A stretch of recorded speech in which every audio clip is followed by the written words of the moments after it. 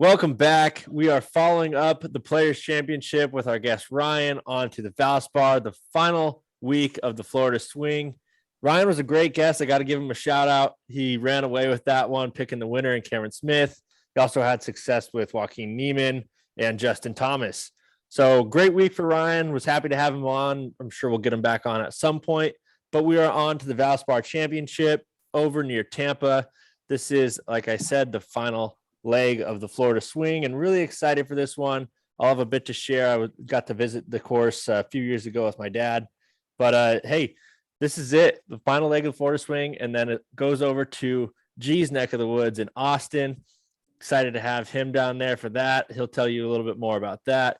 And we got Willie coming in first place for our group, so he'll be making the fourth pick, Joe in second, and third pick myself in third with the second pick, and G will be starting us off when we get to that point. But let's talk a little bit about the players, talk about some of our plans with the rest of March. I can lay out some of the things that went on in California, and we'll move right along into this. Anything stick out to you guys from the players? I mean, obviously you got screwed if you had that reverse draw. So kind of wiped out like damn near half the field. Some people still played well through it, like JT had some pretty incredible rounds. Everyone keeps hyping up JT's round, and Bubba literally shot a stroke better, but they never showed him on TV, so nobody talks about it. I saw that when they were paired and on Sunday, but during the third round, I was like, wait, what? Like, he shot 4 under and no bogeys, and he shot 3 under. Yeah, everyone's like, oh, one of the best rounds I've ever seen is for JT, and it's like literally someone else did better at that tournament. Was Bubba also bogey free? Yeah. Wow. Yeah, that did not get talked about at all. Yeah, he didn't. I don't think they showed one shot of his. I don't remember seeing anything. And that was a very tough week for broadcasting. Obviously, the second round didn't get started until Saturday, I think, and we were just way behind. I know sitting at home Thursday and Friday trying to watch was very difficult, flipping between final round coverage from 2021. They did finally show a little bit of 2019, which is a good year as a Rory fan, but a lot of missed action on Thursday and Friday. And then the weekend came and it was just kind of jumbled, filling it all in. It was insanely blustery. I was amazed seeing these guys hit 7-iron and 6-iron on the 17th hole, a 135 shot, but just tells you how windy it really was. So, it makes me feel less bad when I pull a 7-iron from 160 and they're hitting at 185 sometimes. So just a little bit of measurement there, but it was interesting to see how windy and rainy it got. I really can't compare any of rounds that I've had to that windy and rainy. I don't know if you guys have had any real crazy weather while you've been playing out there. G and I had a pretty ridiculous round of golf at Westridge Golf Course probably like 3 months ago, when it was just I was hitting my 5-wood, which is usually my 235 club, from 180, and just it's just impossible to trust. I think trust was a big word that was used on 17. You don't, if it stops gusting, you're sailing the green by a mile, but you have to trust that gust is going to come, and just hard to trust. Exactly. Yeah, I can think of a time on a par 3 in Myrtle Beach I was playing, and I had to hit a 4-iron on like a 170 shot, and it just is hard. Like, you think there's no way this doesn't go over the back, but you just put a smooth swing on it. You don't really try to hit it too hard and kind of trust the number there. And like you said, the big word is trust. Obviously, a lot of balls ended up in the water this week, and that's just kind of the fun of 17 at Sawgrass. And the moment came on Sunday when Cam Smith put that ball to like 4 feet on 17. He said it himself. He kind of pushed it, so I'm sure he was aiming for the middle of the green. But what a shot! What a time to do it! End up with bird, and then he got himself in trouble on 18. I mean, that he fought for his bogey. He hit an excellent chip to pretty much a kick in and won the championship that way. But I was excited to see Anirban Lahiri have to chip for his birdie attempt on 18 in the final group, and he rolled it to just about a foot, if not a couple inches. That would have been exciting had that one dropped and forced a playoff. But well-deserved win for Cameron Smith, second of the season. He's off to a hot start. Excited to see him keep going. Shout out Titleist.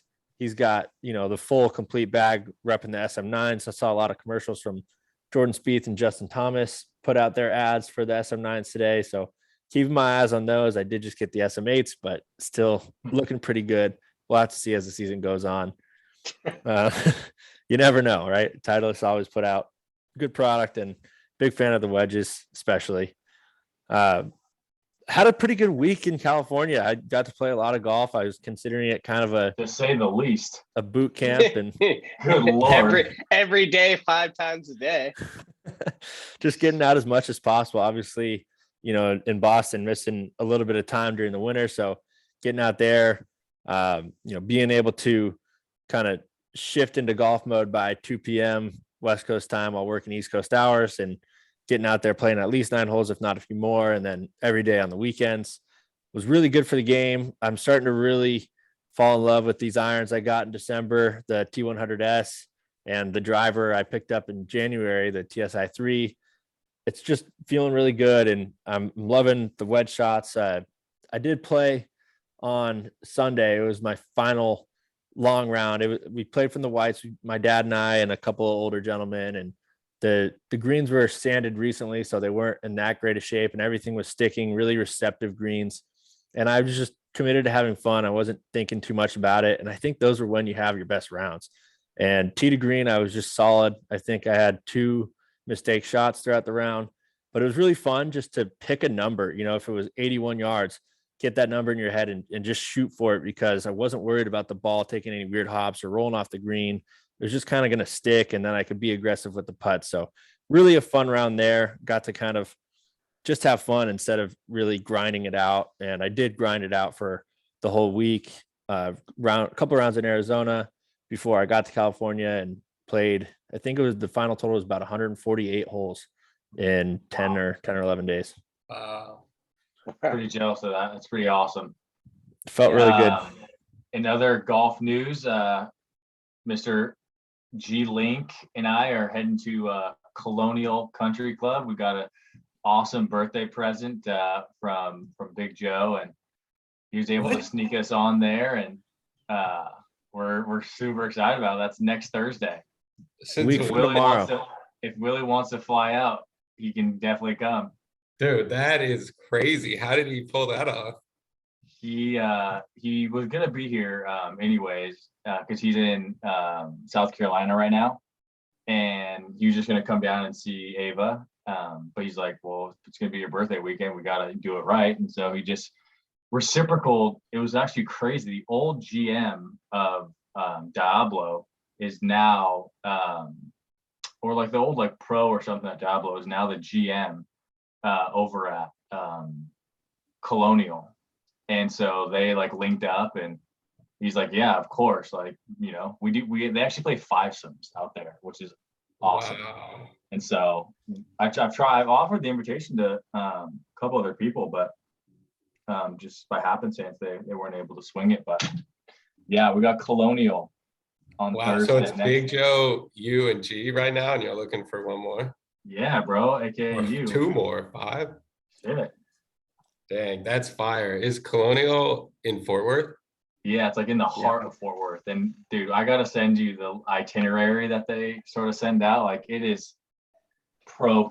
Like, dang, do not show up in golf like clothes. Like, you will utilize guest lockers and be escorted. Like, do not take pictures with members and or guests of members. Like, pretty much insinuating like there could be anybody there.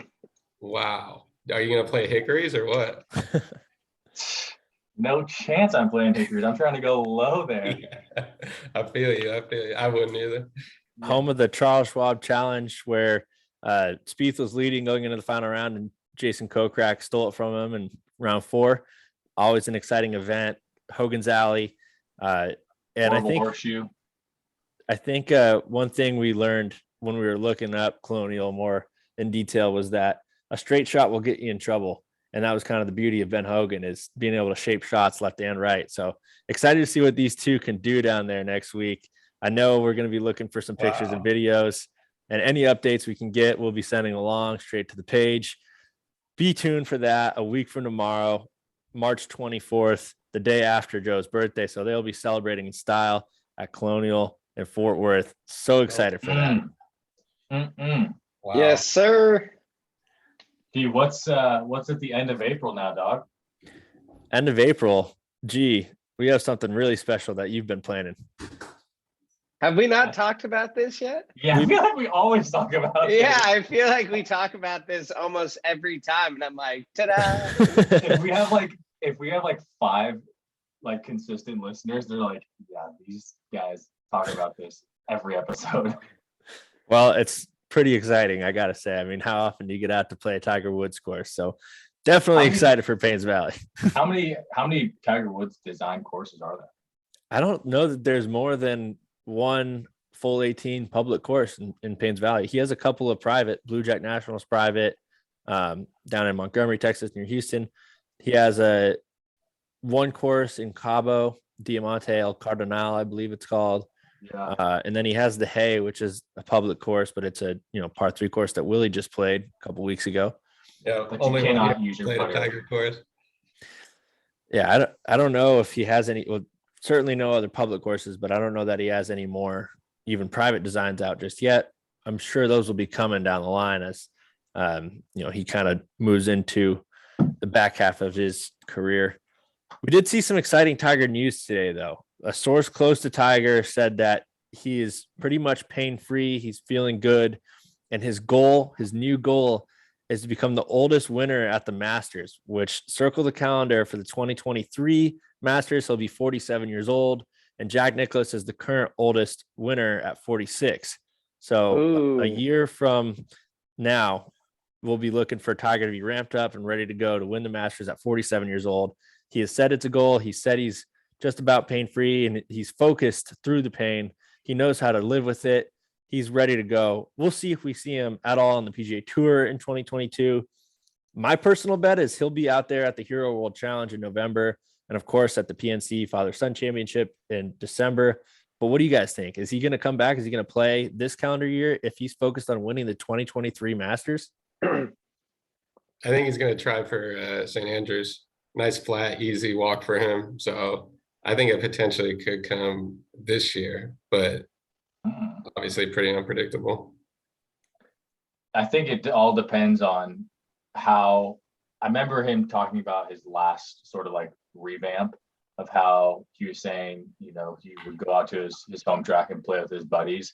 And he was, shooting, 3-4 under pretty consistently. And he's like, okay, I got that. Like that's now I can really, I can go out and compete if I'm just casually going 3-4 under. If he plays those rounds at home today, or whenever it is, and he's not firing, if he's going, 1 under, 2 under, I mean, I don't know. I think he said it too. He's like, I'm not gonna, mess with that. I know my place. Like I'll just go out, hit and giggle on the PGA Tour and, enjoy my last time. But I think he comes out maybe 2023, once he's fully healthy and has some good momentum going. Yeah, part of that statement today was that his range of motion is more or less back. And I know, Joe, like you said, he's not going to go out there unless he's feeling like he can compete to win. So I expect a little bit more time. Absolutely.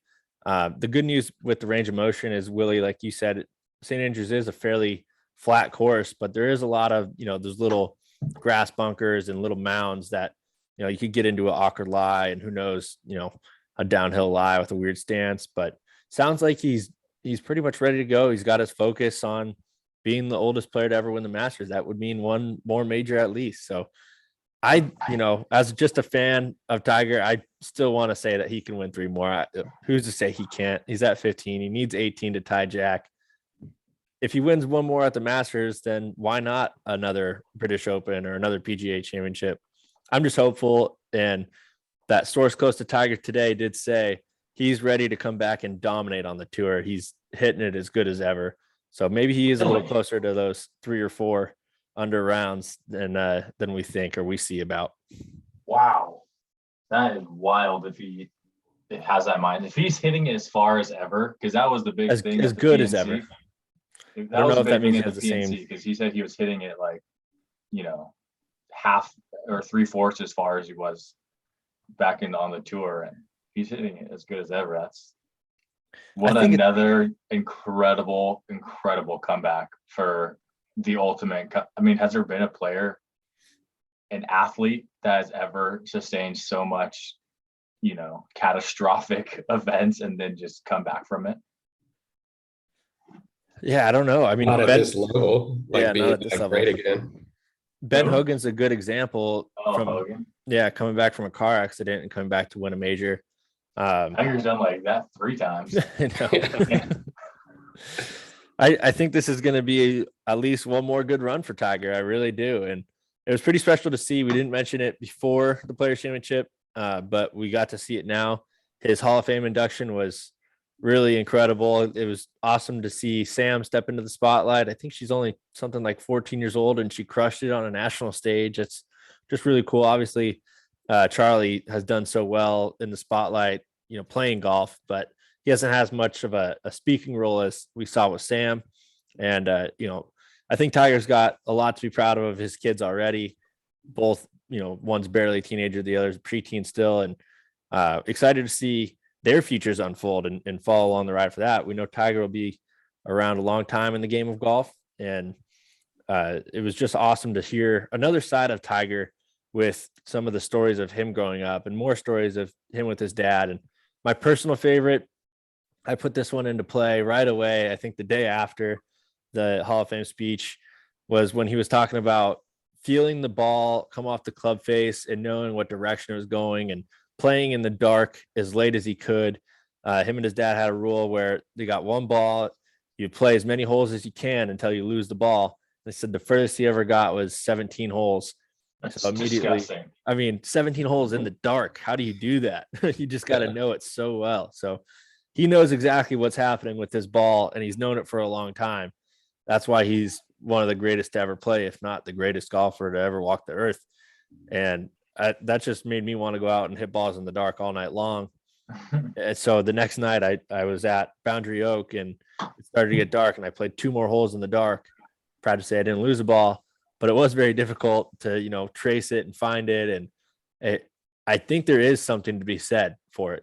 If you could practice in the dark every so often, you'd probably get a pretty good feel for it, which I just thought was so cool. And a lot of the stories, I'll let you watch the speech for yourself, but some of those stories really give you an in-depth look into Tiger Woods' career, his history, his past, and his childhood, and just another really special look into Tiger's life. But with that, we're moving into the Valspar Championship, a place where Tiger, on his last big comeback in 2018, placed second. I believe it was Paul Casey who ended up winning that year. Tiger really looked like he was going to win. I think he made a clutch birdie on 17 to get him within 1, and then needed birdie on 18 and just came up short. But a second place finish at Valspar in 2018. He went on to come in 6th place, I believe it was, at the Open Championship at Carnoustie that year. I think Francesco Molinari might have won that one, but Tiger made a run on Sunday. It was, his first time contending in a major. And then he came in, I think it was a solo second or a T2 at Bellerive at the PGA Championship that Brooks won. And I think he was only 2 shots back of that.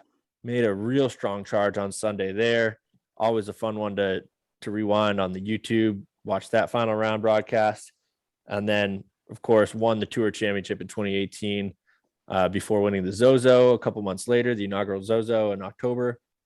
And then, of course, we all know in April 2019, the comeback complete with the Masters victory.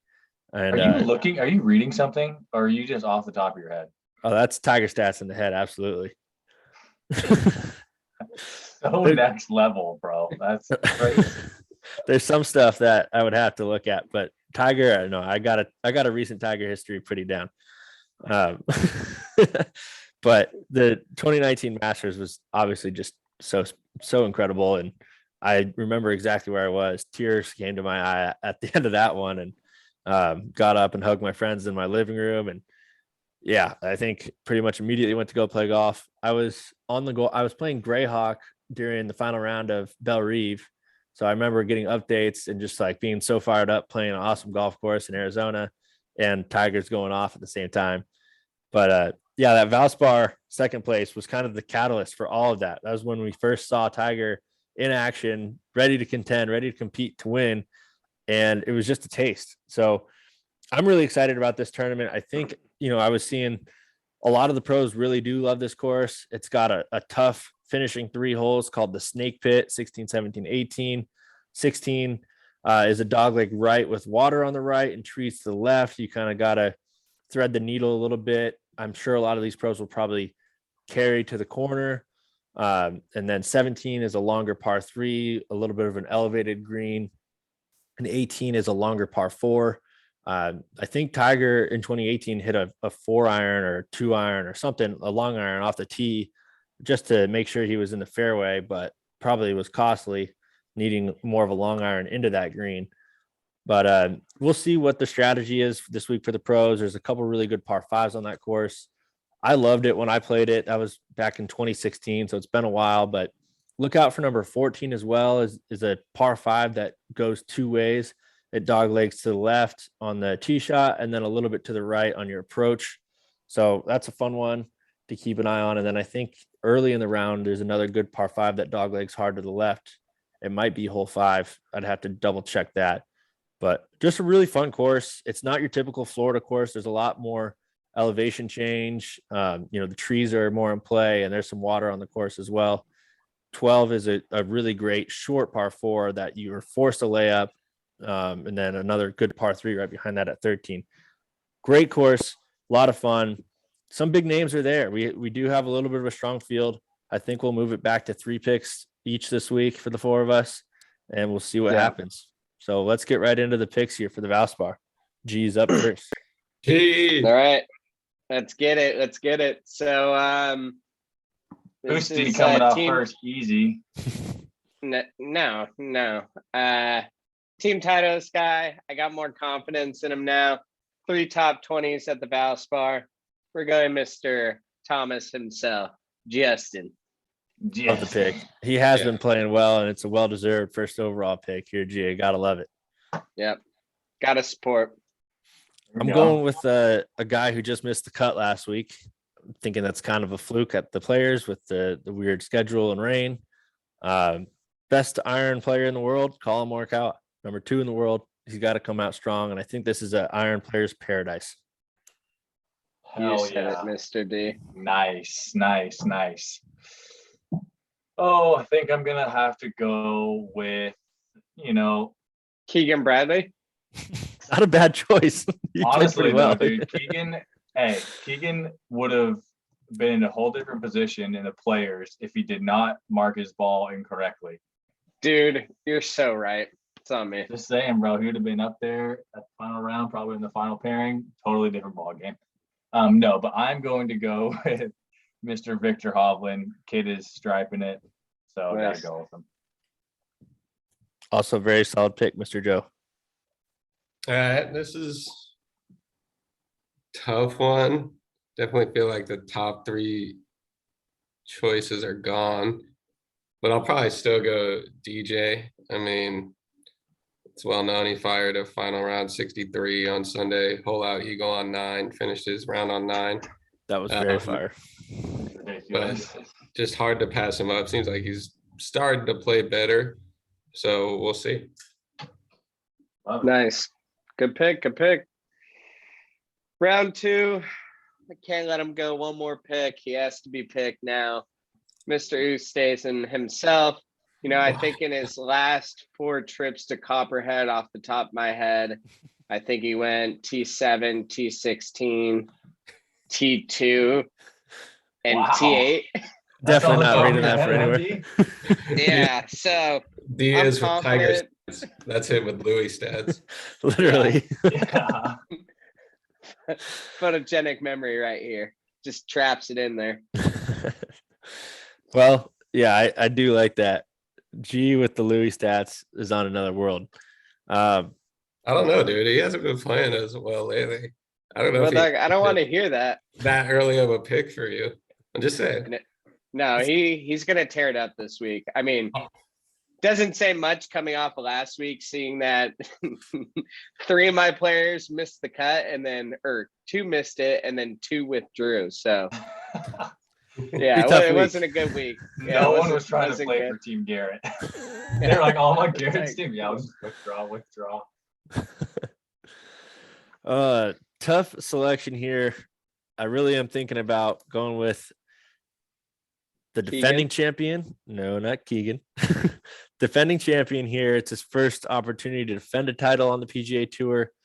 But I'm going to go with someone Wow. making their Valspar debut. And I'm going to go with another person who also missed the cut last week. So hopefully, the little weekend of rest for both these guys helps. I'm going to go with Xander Schauffele Morikawa. with Colin Morikawa. Xander Morikawa. That'd be a hell of a player combined.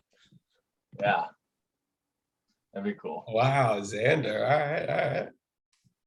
Okay. I'm gonna go with a guy who I've been getting a little bit away from the guys who I really like to pick, and I've been trying to pick these, power ranking players. I got to get away from that because that's not what brought me to, the promised land early last season. I'm gonna go with Mr. Honest Abe Answer. I've been looking for this pick, Joe. Been looking for this one. Nice pick. Yeah, I like good that. iron player, not too long of a course. And he's 11 on the power rankings. Like I said, bro, I'm not going off power rankings no more. Well, Yeah. you're that good is what I'm saying. You just Oh. naturally pick them. Yeah. Living it. All right. Gary, you're not gonna go So- Kier Deck, Aka Bonhart. Oh, no. Oh, But- darn. Love the guy. Yeah. Well, So I that's- am gonna go with the defending champ, Sam Burns. I mean, playing well, loves Florida courses, seems to love this course specifically. So I'm expecting like minimum top 10, top 5 finish from him this week. Nice. Good pick. Really loves Alright. Burns. All right. All right. Final pick. This guy, last 2 times here at the Valspar, had a T4, T13 finish. Had a great week last week. Wasn't talked about as discussed earlier. Mr. Bubba Watson, long ball Watson, hovercraft Watson, the boy, big Bubba Richard Millie. So Bubba I Klaus. got confidence in him. Honestly, We'll thought see. you were taking him with the last pick, so He's not Knew skipping over it. Louis That for is- Bubba. knew it was a no-brainer this time around. Yeah. Well, boys, all I've got to say is this. Ain't no hobby. They pay a lot for 20th place, Mr. Kevin Kisner. Wow. Oh, Damn. damn, he's playing. I didn't even know he was playing this week. Dang. Oh man, tough one for me coming up here. I really, really want to pick this guy. He's sort of like a choke Leroy, but Choke Whatever. Leroy. he's been playing so good, and he played so damn good the first round of the players. He was leading the players until he got to 17. I'm gonna go with HV3. Nice. Wow. I like the pick. Guy was 7 under when he got to 17. And has one of the most epic winning putts I've seen of all time. Wow. Yeah. Wow. In Dubai too. Like, okay. That night probably wasn't fun. Yeah, threw the putt, like a great celebration too. Like, let alone the putt, like to throw the putter down and then chest bump the caddy too on the green was just like, wow, peak. Yeah. Epic. It's great. It's great. Final pick, Mr. Schvili. Yeah, I'm gonna go with Matt Fitzpatrick. I mean, he got a little screwed with the draw last week at Sawgrass, Mhm. but had 4 straight top 10s worldwide before that. So I just think he's gonna ball strike his way around the Copperhead course, and again, expecting minimum top 10 out of him this week as well. Good pick. Very Minimum. solid pick. I think we got some good squads here for the Valspar. I mean, the field was pretty strong. Obviously not the strongest field like we saw last week, but I think this is going to be a good week. Lots of ball striking on the course out there. Really fun course. Pay attention to some of the holes. Like I said, that back nine gets exciting from 12, 13 on to 15, 16, 17, 18. just a lot of fun. Can't wait for it. Really excited for next week. Already looking forward to it. The move to Austin, the Dell match play. I don't even remember how many holes you can end up playing if you go to the final, but it's like 120 holes over the week or something that gets started on Wednesday. I believe we will have boots on the ground for at least one of the days and maybe boots on the boat on deck, one of the others. Yeah, we definitely will have boots in the water. We might not have boots on the ground. We supplemented some plans, so I don't know if we'll end up making it Sunday, but we'll see. We'll definitely see. I'm excited. I think the water perspective will give our listeners, just some insight in what I'm seeing and some different angles. You don't hear about or see every day. I'm excited. So you wear your shoes in the water, or what's that all about? Well, I can walk on water, so not necessary. Boots on deck, boots in the water, G on deck. Really excited for that. I'm sure he'll be close by to the bridge. Some of those aerial shots you'll get when watching on TV.